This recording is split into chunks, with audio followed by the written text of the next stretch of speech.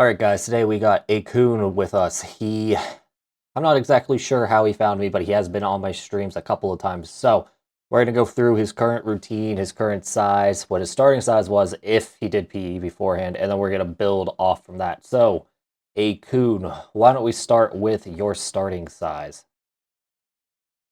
Yeah, so I would say I started doing PE regularly would have been around January of this year. And Okay, I started just BPEL was around let's say roughly 5.8 5.8 in um January. inches, yeah, at that point. And unfortunately I don't have the best girth measurements, but I would say very similar to where I'm currently at, which is around 4 and 3/4. Okay. So, based off the pictures you sent me, we haven't seen Mhm. much change yet, correct? Right. Only thing I would say is I am, as I guess as of today, I'm coming off of a 2 week, I guess, complete just decon, Hmm. which I haven't done actually since I started PE in general. So Okay. yeah, So I guess it'd be a good way to ask. Your current size is just at 6 now, right? 6 by four just and three about, yeah. quarters. Mhm. Okay, and then if you had a goal, what would it be? Goal would be just reaching 7 or just slightly above. So 7. Any particular preference for girth? Girth, I would say 5 and 5 1/4. Okay, this is pretty doable, all things considered. Once we figure out why you're not gaining. So, what's your current routine like? And then we can go through like other stuff you've tried as well. So let's start at the beginning.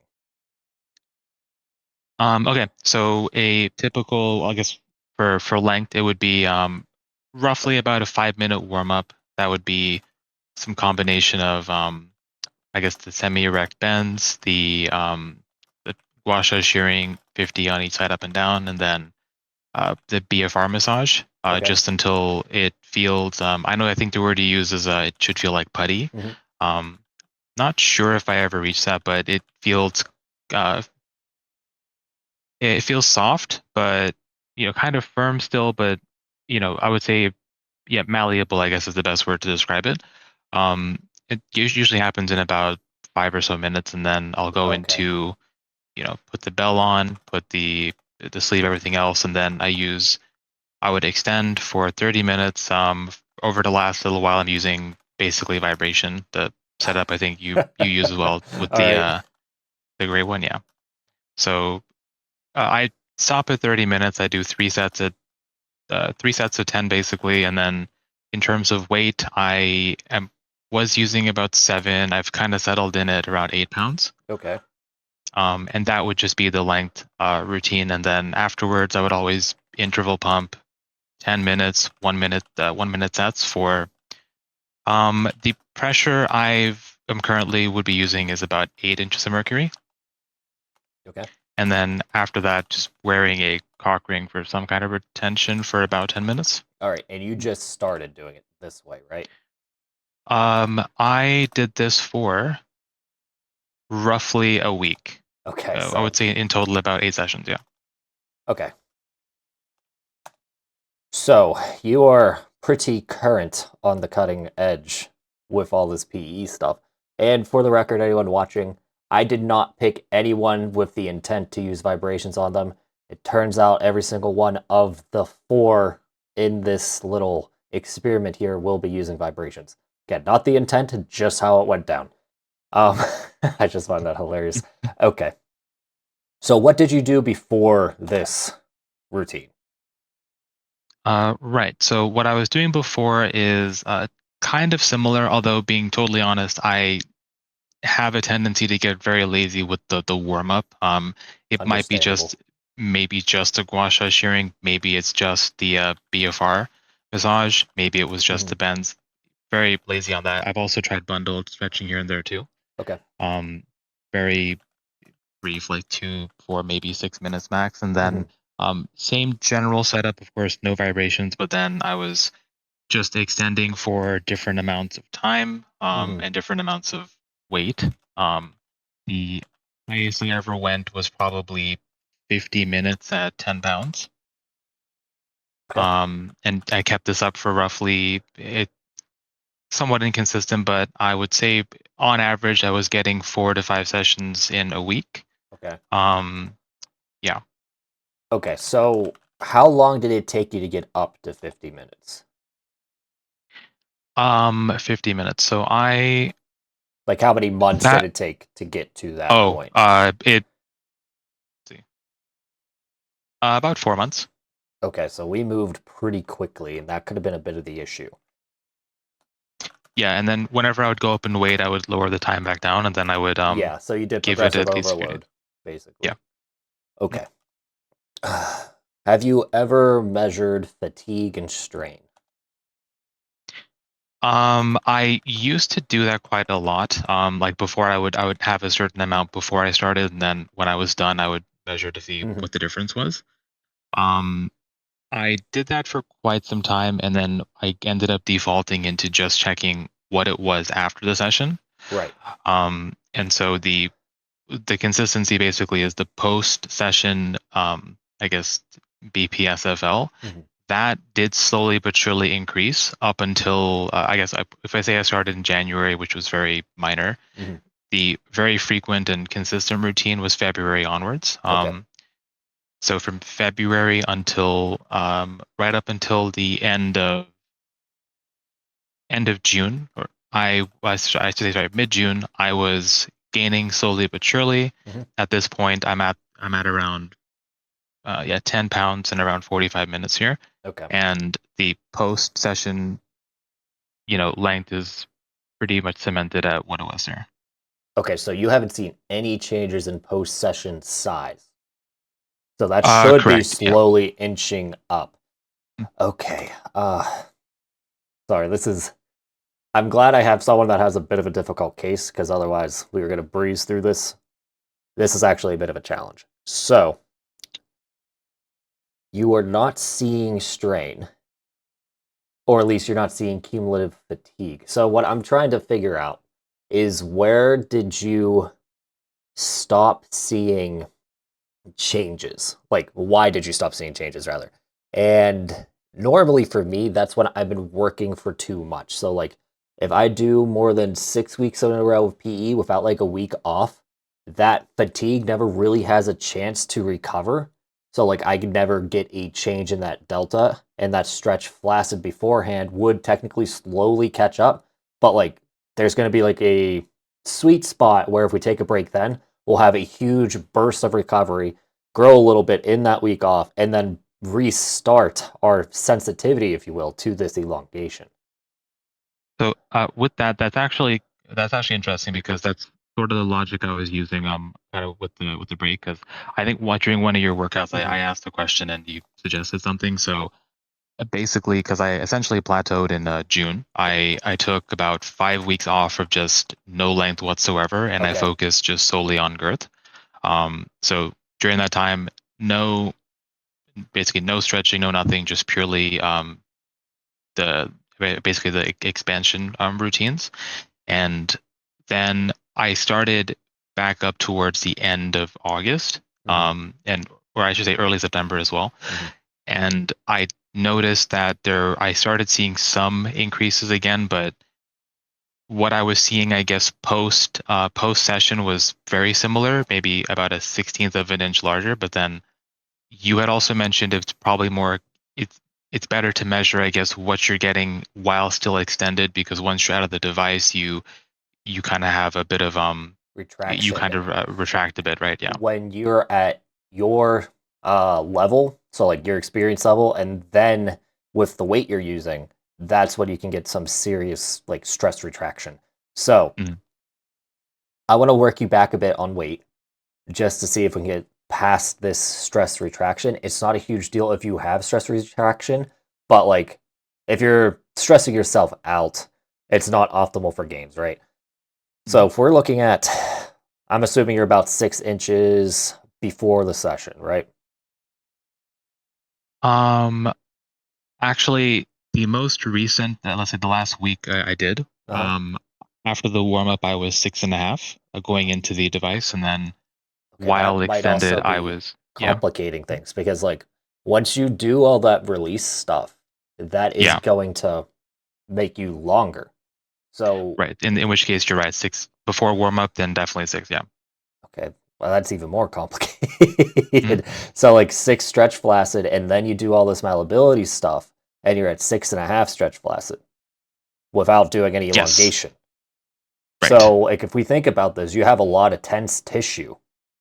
And if we figure out why it's tense and get it to relax, you can potentially gain a lot of length right off the tip or top. Right. That'd be great if possible. Yeah, so let's figure out why you get so tense. So first thing that comes to mind is obviously workload and weight. And then I guess with this vibration thing, we have another thing going on. But since it is before your session that you're so tense, um, it could be tight pelvic floor. Would you say you're a relatively anxious guy? Um, in recent times, not so much. Historically, for sure. Yeah. Okay, so your mind might be calming down, but basically your body has learned to be in this tense state. So basically, tenseness in your body is your default mode. So we can definitely work on your pelvic floor a bit. And I've been doing Hindu squats or deep squats, whatever you want to call them, for 2 to 3 sets every day. And these sets are going to be 20 to 60 seconds, whatever you're comfortable with. We really want to focus on your taint while you're doing this. So, like deep breaths, focusing on your taint, trying to get it to expand. So, like the perineum, you'll feel pressure while you stretch. Yeah. At the bottom of the squat, right? Yeah. Yeah, exactly. So, like right between your legs, in your fun zone, you will feel some tension. And then we're going to also do frog pose. Do you have a question before we go forward? No, you're right. I agree with you actually. Yeah. Okay, so frog pose. We're going to do that for 20 to 60 seconds, but we're going to pulse a bit while we're in that position. So you slowly rock back and forth, try to get your pelvis behind you a bit more than you typically would, and do this for 20 to 60 seconds, 3 sets every day. You believe it or not, I actually brought up a an issue just with my core and like my pelvis to my physiotherapist, and Mm-hmm. they basically prescribed What do the you know? same kind of exercise. Yeah. The I guess like it's called abductor rockbacks, basically, just like the frog pose, except one leg is fully extended outwards. Oh, that I sounds tried it. intense. Okay. It was I thought I might tear something or like something might snap. The stretch was insane, but I felt like jelly afterwards. It was yeah. Okay, I've been doing that so a lot more. let's try frog pose for now. And then once you get more flexible, you can switch back to whatever your physio wants. Okay. I'm gonna have to look that up after this because I want to try that. But that's gonna be good enough for the pelvic floor. Another thing you could try, and for anyone watching, Hank is not necessarily a fan of this stuff, but massaging your perineum for like 2 to 5 minutes a day will help relax the pelvic floor as well. The hard part moving forward, though, is keeping that pelvic floor relaxed. So, in general, if you do AM and PM, any tension that you build up throughout the day will be worked out and it won't impact your sleeping or anything like that. So we just need to be pretty frequent for the first month or two while we get this pelvic floor to relax, to teach it to be relaxed, if that makes sense. So when you had this anxiety, what was it from? Was it just general life stress or something in particular? You don't have to get too specific. I just want to know if it's a physical thing more than a mental thing. It was yeah. It's just mostly circumstances, life at the time, basically. Okay. But with it, the best way to resolve that is to address the problems, which for me at the time was tough to do, but Mhm. eventually dealt with it. Yeah. Yeah, I lived with anxiety for like most of my childhood, honestly. So like, trust me, I know what it's like. It sucks. Um, Mhm. the problem is like there's that lingering effect, right? And that's what we're trying to work out now. So I'm confident with this stuff we can see some changes. Now we need to figure out how to get your penis basically to respond to this new relaxation. So can you wear anything all day? Well, we did just reach, I guess officially it's fall weather now, so it's much colder. So pants are pretty standard Required. now. So Yeah. technically, I could wear something throughout the day. Yeah. Okay. Could or comfortable doing are two different things. Are you comfortable wearing an Oh, all-day stretcher? yeah, of course. Yeah. All right. So we're gonna add in all-day stretcher for about 2 hours starting off. Particularly before PE, just because I want that tissue to relax on its own, and then we can start manipulating it a bit more. Uh, the tough part is going to be taking it off. So, like, even if you don't wear it into work, for example, you can just wear it once you get home for 2 hours and then settle in and do your PE afterwards. Whatever makes it easiest for you to do it, just do it. Yeah, that actually kind of works. 'Cause my sessions typically are in the evening, shortly before I sleep. Actually, so Gotcha. and those hours actually would be most convenient. Yeah. Okay, and I'm assuming you either like live alone or you have easy Mhm. privacy, right? Yeah, really good amount of privacy around, especially those at that time. Yeah. Okay. So let's stick to a evening main session. But in the morning, I do want you to pump for about 10 minutes.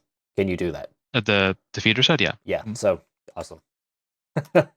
I love how so many of you, like all of you guys, know the terminology that I use. So 10-minute feeder sets. For those that don't know what that is, essentially, that is a lighter pumping session, AM or PM, potentially AM and PM, where we're pulling in new nutrients and we're also causing chronic dilation. So if we pump often, particularly for girth, that chronic dilation will cause the shape change that we want long term. Essentially, that we're bigger all day, will have to be bigger permanently eventually. So that's like the main idea behind feeder sets. So we'll do feeder sets. Uh, how much pumping pressure have you been using? So since I've been back at it, Mhm. I use 8 when it's a working set. For the feeder set, I do 6. Yep, I just wrote down 6. So 8 inches of mercury, 10 minutes straight feeder sets. I'll put pumping just to make it obvious. Uh, I'm trying to think. Would the Cockring be helpful right now?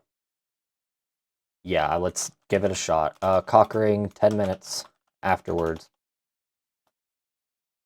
And that so for the when putting on the ring, Mhm. should you be putting it on after your like should you be erect, or does it matter at that point? I get erect.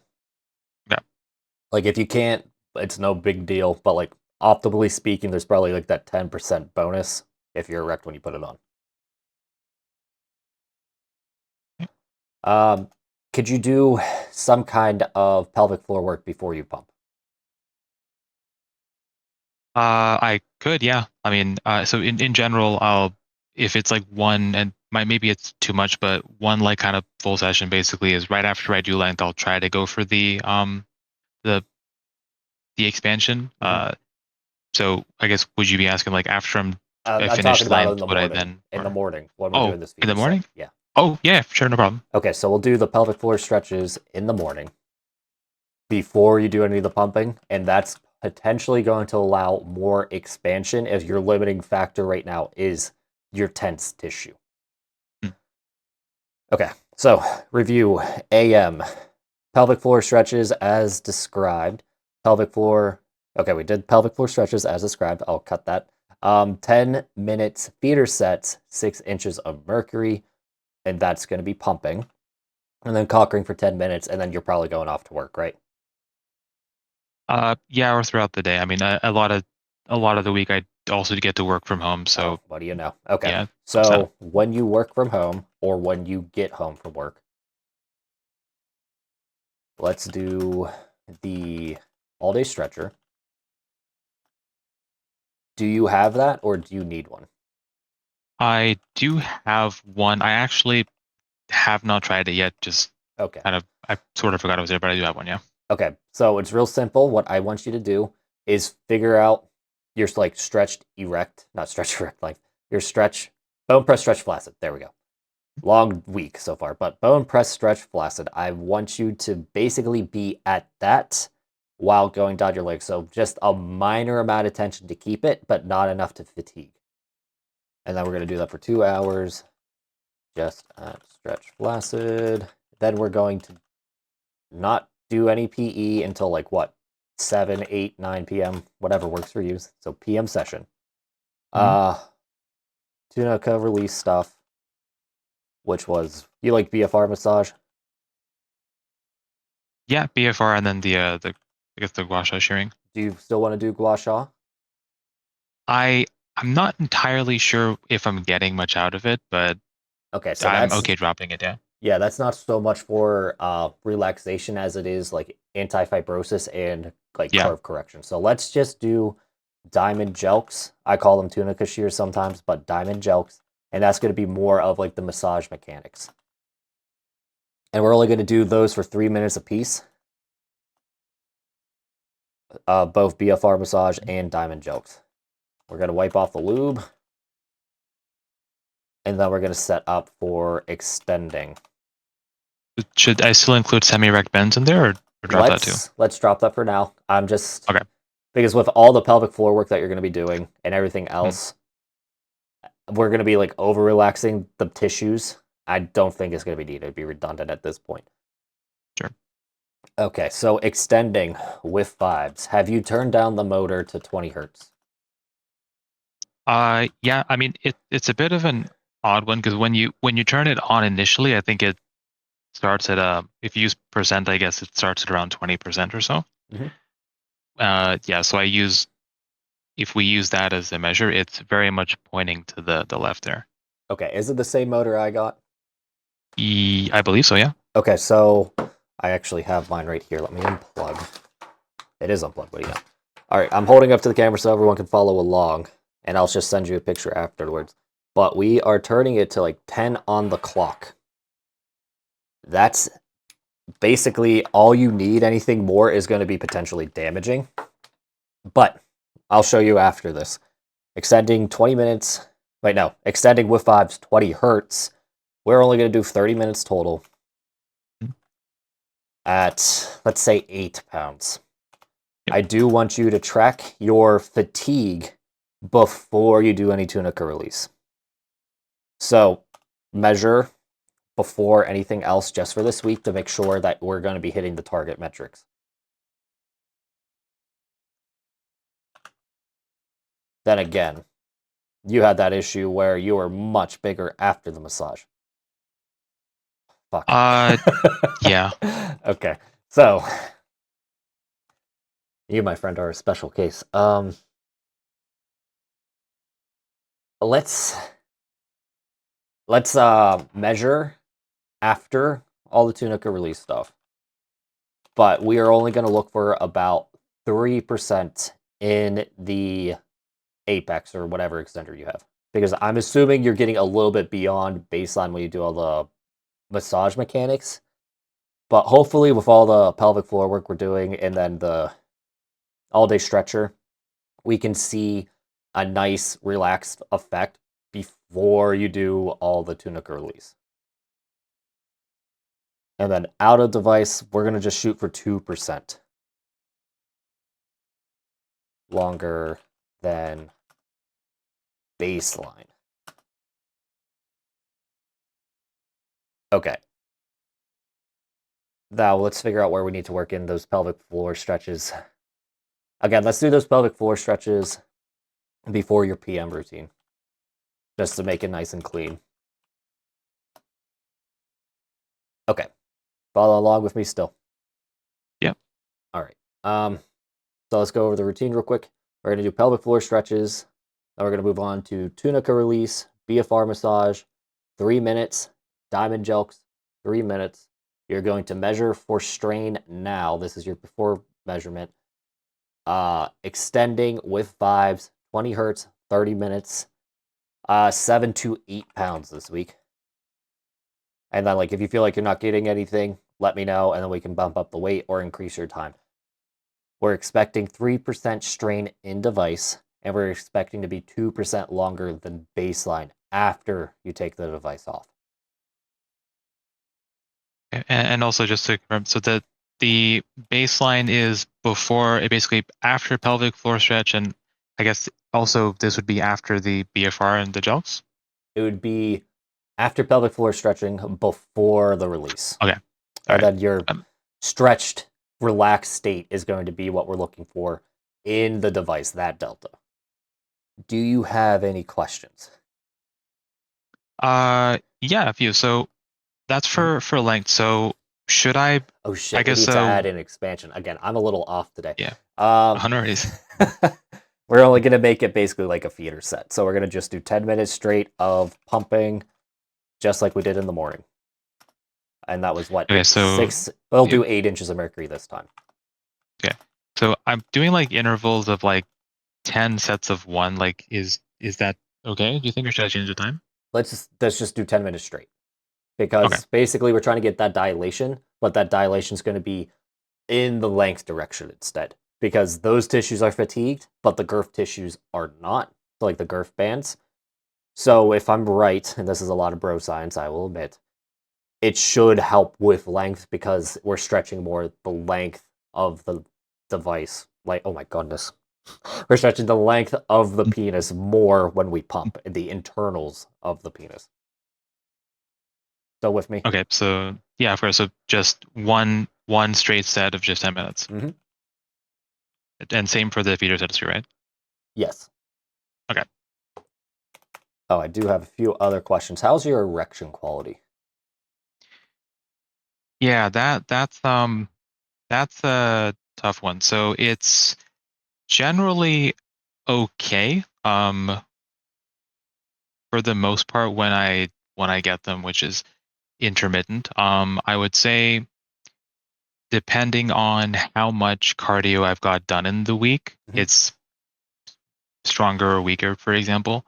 Um, I would say if I had to give it like a rating out of 10, I would only because every other day I'm taking some, like let's say Stalfo, for example, I tend to get about, we'll just say it's around a 7 out of 10.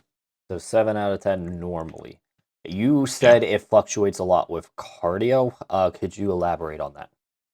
Yeah. So again, the last couple weeks have been just ridiculous. My routine is basically in general non-existent, but normally I try to get at least a couple of hours of some kind of zone 2 cardio in which case I'm usually feeling better and erections are easier, they're maintained, everything seems fine.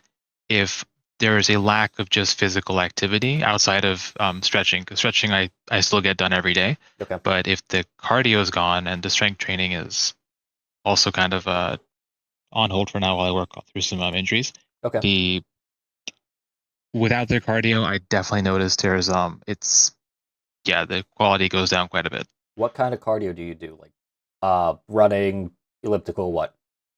Yeah, it's typically running. I would sometimes do like on occasion high interval stuff like mountain climbers, burpees, squats, things like that, and then Okay. but for primarily running though, yeah. So if we're just running a lot, that could also be the reason why your pelvic floor is tight. So if I'm relatively confident to say that you have a pelvic floor issue more than Mhm. anything else. I wouldn't say it's like, I mean, your physiotherapist said this, right? So like it is confirmed at this point. So once we get that worked out, I can predict that a lot of your issues are going to go away. Not so sure how much you're going to gain from it, but like you'll at least have better erection quality. Um, it is interesting to me though that how much you run led to a big fluctuation in erection quality. Yeah, and when I say running as well, it's a lot different compared to when I was younger because there was a time, maybe at this point almost 10 years ago, but I would run about 5 miles a day just consistently. Wow. And Okay. that was happening for about 7, 8 years. Compared to now, which is I might run maybe 2 or 3 times a week, and then cardio might just be like a very brisk walk up a hill. Um, but yeah, of course, for pelvic floor, I do some stretching and yoga as well. But Mhm. uh, given that I tried some new stretches recently and there was a lot of tension, I'm sure there's still more work to be done there. Okay. I'm actually really interested in this because you would be the second or third case that I had with pelvic floor issues. One was a wrestler. Actually, both of them were wrestlers or gymnastics. So with running, it's going to be a much more common cause or let's just call it hard flaccid for this case. Speaking of, do you have any weird flaccid issues? Um, can you give me some examples? Like when you So, say weird? I guess it's going to be relative, right? But like in general, when you have like hard flaccid, your flaccid is much stiffer than a typical flaccid, so it doesn't bend that much. It's harder to stretch, for example. The part where it sometimes feels a bit like it's not. I don't want to call it hard, but it's definitely not soft. It's like somewhere in between the two. Okay, so we don't That have happens intermittently. Yeah. full on strain, but we definitely have some tightness causing uh tight flaccid is a good way to put it. Tight flaccid. Okay. Yeah, you definitely have tight pelvic floor. Cannot deny that. Um, hopefully, once we get you to relax, your flaccid grows too, if that's what you want. That's going to be one of your best indicators too, and I think that might help a bit with gains because, like, if your pelvic floor is tight, you're getting less blood flow to the tissue. So, how are we going to get nutrients there to heal properly, right? No, for sure. And also, the I guess we call it turtling, right? So Mm-hmm. turtling was a huge problem for me a lot when I did like no pelvic floor work. Mm-hmm. I tried some stuff like bridges, glute bridges, and stretching. It's helped a bit, but there is still some of that kind of just shrinking going on still. So it makes sense. Okay, so about this turtling, would you get it right after PE or just in general? Oh no, that would be just in general. If Okay, anything, I think the opposite. Like after pee, it tends to be just kind of I don't want to say spongy, but it kind of holds the shape it's a bit for a relaxed, while. it's fluffed, Yeah. yeah. Okay, so again, clear case for pelvic floor issues. So yeah, dude, once we get this pelvic floor stuff worked out, I would not be surprised if you gained like a quarter of an inch to half an inch just off of erection quality. Um, that'd be great. Yeah. Yeah, I hope so for your sake. But any more questions?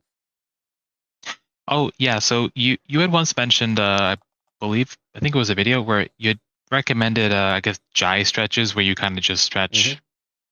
I guess typically every couple hours, maybe when you go use the bathroom. Do you recommend still doing those? I do, but in your case, you were probably actually better off doing like a Hindu squat every time you go to the Oh, bathroom. Because like okay. your issue isn't that your penis is tight. It's everything around your penis is tight. So, I mean, if you're comfortable just like getting up, I guess you work from home every other day, right? Or close to it.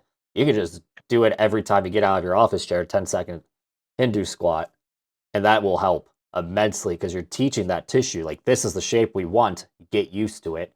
The more often you do it, the better. Okay. And yeah, also with that, because I do have that option, Mhm. probably half the week and then my time off still, I Mhm. do spend a lot of time sitting down. So I have heard that's not the best for you. So is there anything I can do to kind of mitigate the effects of that, like outside of just, um, physically getting up every now and then? So pelvic floor tightness from sitting is because your legs are close together. So Okay. command the room is a good way to put it. Sit wide. You could even like side of sit with your legs crossed, and that's going to be kind of like a butterfly stretch 24/7 too. Okay. Yeah. Got I haven't really thought too much about pelvic floor issues, but you are a very good test subject for this. So mainly the more often you stretch it, the faster those results are going to come in. And the wider you sit essentially is going to train your pelvic floor to relax. So that's going to be most of the battle this month because you already know what to do with PE. It's just getting this new habit of relaxing your pelvic floor. So, it. Okay, sounds good. Uh, One other question mhm. was, I know this is mostly for I guess just length sessions. Um, when I would also like every other day I was adding like hypoxic clamping too. Do you think at this point that's like too much or We're going to remove that to remove any yeah, variables. Okay. sure. So, I want to make sure you're getting your length target first because once we figure out, I keep bringing up pelvic floor, but once we get the erection quality issues figured out, You're going to gain a decent bit, and then we can figure out what we can add, particularly with expansion and hypoxia, to really kick it into next gear. Okay, sounds good. And so for this, just every day then, no breaks? Frequency. We're going to do the pumping every day. So feeder sets every day. And then you're going to do that length routine 5 to 6 days a week. Yeah. And then if you can, that all-day stretcher every day too. Because that's not fatiguing. It's just training shape. Any more questions? We can stay on as long as you need. Within reason, because I got to stream at 2:30. But go ahead. Oh, of course. No, fair enough. No, that's basically it. Main thing I guess is for just in your experience, what kind of cardio targets per week do you think are most optimal? Because I know for most people it's like they say try to get 3 hours of zone 2 a week, but where do you think you kind of reach your peak in terms of effects for your, I guess, erection quality, and then the rest is more for, I guess, longevity? Okay, so are you doing weightlifting right now? I think the easiest way to answer that right now is no. I've got an injury I need to somehow Right. I remember that work now. through. Yeah. Um, you don't really need more than 5 hours, to be honest. Honestly, 3 hours is going to crush most Western people's cardio regimens. Because like think about it. Trying to think of the statistic. The American Heart Association wants people to take a walk every day for 10 to 20 minutes. That's not going to get you into zone 2, but because of how bad obesity and everything else is, heart health is terrible. So like if you can get 3 hours a week, ideally you spread it out so it'd be like 30 minutes every day. You're going to be doing far better off than most men. As for optimal, that is going to depend on your own body. 3 hours is a very good starting point, though. I particularly do like 2 to 3 hours, but with my weightlifting stuff, that's sometimes in zone 2. So, like, it's going to be more like 4 to 5. Okay. Okay. Perfect. Okay. Yeah. Yeah. I mean, for sure. I know definitely there's some weeks where I might only get like an hour in, so And it's I'll have no to try big to deal. average it up now. As Yeah. long as you are consistent enough. Like, if you're getting to the gym at least twice a week, ideally 4 to 5 times, but twice a week on your bad weeks, you're doing very well for like the grand scheme of things.